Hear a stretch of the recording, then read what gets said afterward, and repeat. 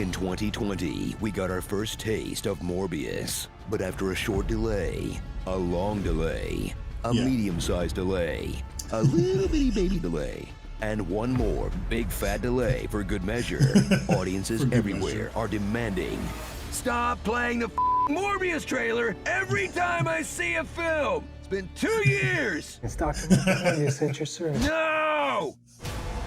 Morbius.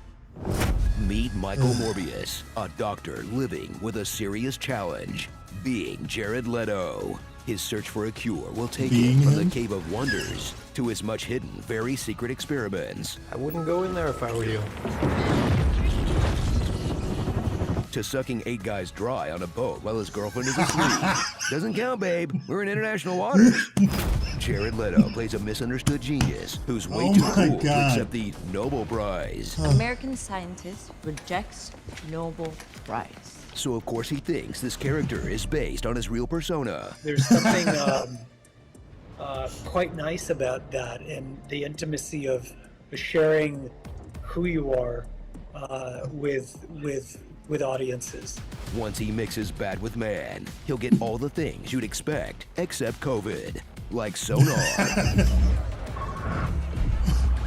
Bat ass. Hollow little bones. Question mark. And the ability to, like, force push bats at your enemies with your mind. Are we sure these are bad things? But these powers come with a catch. Now he's thirsty for blood. And instead of eating animals that actual bats eat, he'll go straight for human juice, forcing us to watch him go to town on a blood bag every few minutes of screen time.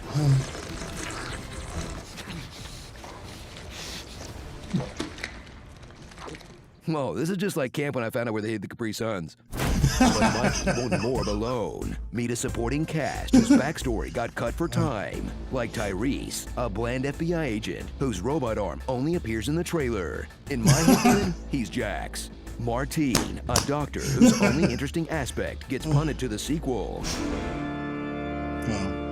Anna, a child Morbius puts into a coma and never visits again. We have to induce a coma. Hope she's feeling better. And Jared Harris, a skilled thespian who lends the film much-needed gravitas, and he's dead.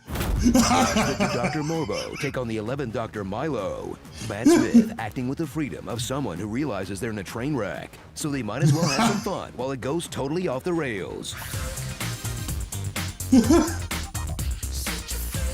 When these vamps are on the hunt, the PG-13 action is so mild, they won't even bother to show it. PG-13. But when these two pale boys finally collide, strap in for effects so honest, it looks like they added stink lines to everyone to drive home how crappy it looks.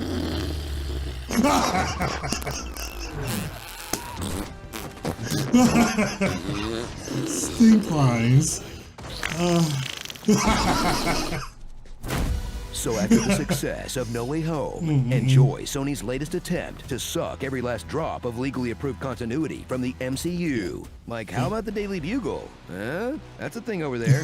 Maybe a Venom reference. He's in both verses now, right? Well, we haven't had anything this good since that thing in San Francisco. Hey, look, it's the villain from 2 Spider-Mans ago. That doing anything for you?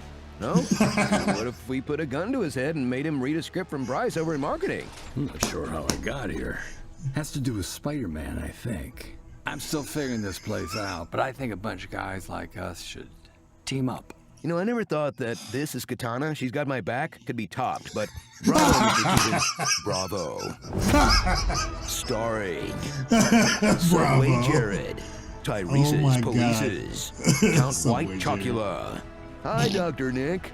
Not another Martine movie. I'm not sure how he got here. Has to do with Spider-Man, I think. He's still figuring this place out. But I think guys like them should team up. And when Mom won't make tendies for dinner.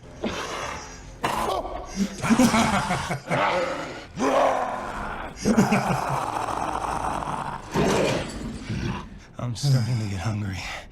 You don't want to see me when I'm hungry. Oh my God.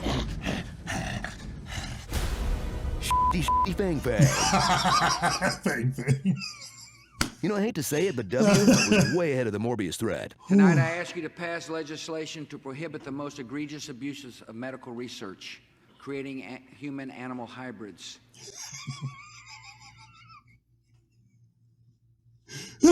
So, you have a movie for me? Yes, sir, I do. So I was thinking we keep making our way down the list of Marvel characters Sony can still use. Oh, hell yeah. We're basically in the MCU now, did you know? Yeah, I mean, everybody in this building keeps telling me that, with big smiles on their faces, but with one eye twitching for some reason. We're pretty much a part of Marvel Studios. Did you know that? Yeah, alright, sir. So I was thinking we make a movie about Morbius. I love it. Hey, let's get some Spider-Man involved in here. Well, actually, he doesn't have much to do with the script I've written here. But we're allowed to do it, so let's do it. Let's put like a Spider-Man poster in the background or something. People are gonna go nuts. Okay. And then we put that in the trailer, but it's not gonna make sense in the movie. Well, we don't have to put it in the movie. As long as it's in the trailer, that's what matters. Kind of feels like false advertising. Oh yeah, let's do God. some of that. That sounds great. Well, okay then. So this guy, Dr. Michael Morbius, has this rare blood disorder, and he's gonna die, probably. Uh-oh. But then he develops a potential cure by combining human DNA and vampire bat DNA.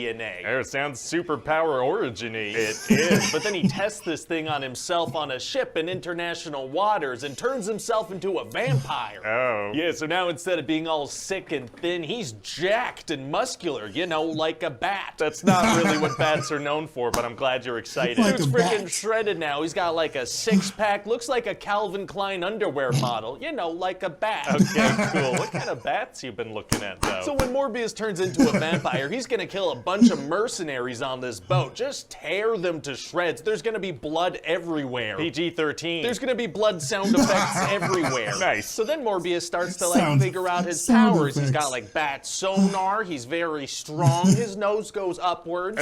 Super powered upward noses are tight. But he's got to drink blood every 6 hours or he's gonna get sick again and lose his bat six-pack. Oh no, so he's got to keep killing people? Well, no, because we want Morbius to be a good guy, so he's drinking this synthetic blood he developed. Oh, okay, great. But he can feel that that's not gonna sustain him forever. Sooner or later, he's gonna need the real thing. He's gonna be like, you won't like me when I'm hungry. That's kind of like the line from the other thing. It sure is, sir, kinda. Wow. So anyway, Morbius also has this childhood friend, Milo, who has the same blood disorder, and he wants to take the cure too. Oh, yeah, understandable. But Morbius is like, no, this is a curse, so you die, and I'll figure this out, okay? Kinda rude. Kinda. And also there's this sick little girl that Morbius is taking care of. At a certain point, he's gonna have to put her into a coma. Oh, no, is she gonna be okay? I don't know. You don't know? He puts her in a coma, and we never come back to that storyline. Oh, okay, well, I don't know. I hope she pulls through. Me too. So eventually Milo does take the injection thing, and then he frames Morbius for a vampire murder of a nurse. Oh, why is he an evil vampire? Because the movie needs a bad guy now. That makes sense. So Morbius gets chased by the police and these FBI guys, and he flies up on top of a roof. Very exciting. And then once he's up there, one of the FBI guys pulls a gun and is like, enough! How'd the FBI guy get up there so fast? Unclear. Oh, okay. So Morbius ends up breaking out of jail, and now he's on the run. Thrilling. Yeah, and at a certain point, his assistant slash love interest, because they're both attractive, is being followed by the FBI. Uh-oh. And she manages to lose them and gets on a bus, and Morbius is already on that bus. How did he know she was gonna get on that bus and get on it before her? I don't know. Fair enough. But he's got no choice but to talk to her all secret, like, you know, he's a wanted man. Of course. So anyway, they go sit in a coffee shop and have a little chat. I thought you just said they needed to be like incognito. So yeah, anyway. so that was in the bus scene. This is a different scene now, so that doesn't matter anymore. Oh, okay. And then Morbius overhears some bad guys talking about this lab they run, so he goes and hijacks it from them. Oh, you know what? He should scare one of the guys and be like, I'm Venom. Right, okay, that doesn't really make sense. But we're allowed to do that. We should do that. It's just, even if this is in the same universe, we've never made it seem like the average citizen knows the name Venom. But that's an interconnected thing that we can do, and it'll be good in the trailer. All right, anyway, so then Morbius uses this lab to create a new injection, and he's like, to bats, this is lethal. To humans, it's deadly. Those are synonyms. Yeah, and so his plan is to kill Milo and then himself. Oh, himself? Yeah, he thinks it's his responsibility because he's turning into a vampire, you know? He's gonna have to kill people eventually. Wow, very selfless, you know? That's a good sacrifice. So then there's gonna be this big fight between Milo and Morbius. And then what's gonna happen? Oh, a whole bunch of stuff. I'm almost sure of it. It's gonna be pretty impossible to see, but they're gonna start on a roof and end up in a sewer. Oh, nice. And now Morbius has to find a way to kill this guy. Is that gonna be hard to do? Actually, it's gonna be super easy. Barely an inconvenience. Oh, really? Yeah, see, he does like a Dragon Ball Z move and shoots a bunch of bats at Milo and then injects them with the thing. He can do that? Yeah, you see, because of the gene-slicing bat-human DNA injection, the bats see Morbius as a brother. Didn't Milo inject himself with the same thing? He did. Okay. So yeah, that worked out great. And so then Morbius injects himself? Well, why would he inject himself? That would kill him. Because of that thing where he said it's his responsibility because he's gonna drink human blood. Oh, yeah, no, sir, that's from a previous scene. You keep referencing things characters did or said earlier in the movie. You don't have to do that. Oh, my bad. Yeah, pretty much every scene is a clean slate here. Oh, also his assistant, she's a vampire now. Because why not? Yeah, why not? And so that's about it. What do you think? Well, it sounds like a good time, but needs more Spider-Man references for sure. Well,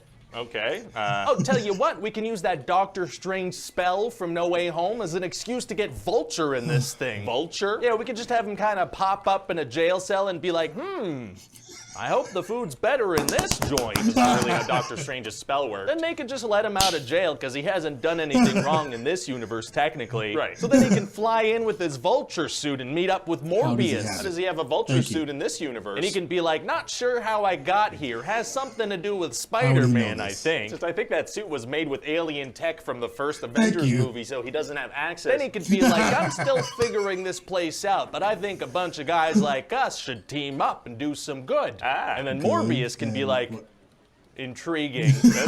None of that really makes sense at all. Doesn't matter. Now we can put Vulture in the trailer. It's all connected. We're part of Marvel Studios. You want me to spruce up any of that dialogue? No, not even worth the effort. All right, amazing. So who should we get to play Morbius? I'll tell you what, I hear Jared Leto's looking for a new superhero project to kind of redeem himself after Suicide Squad. Oh, well, this sounds like the perfect project for that. No, not at all.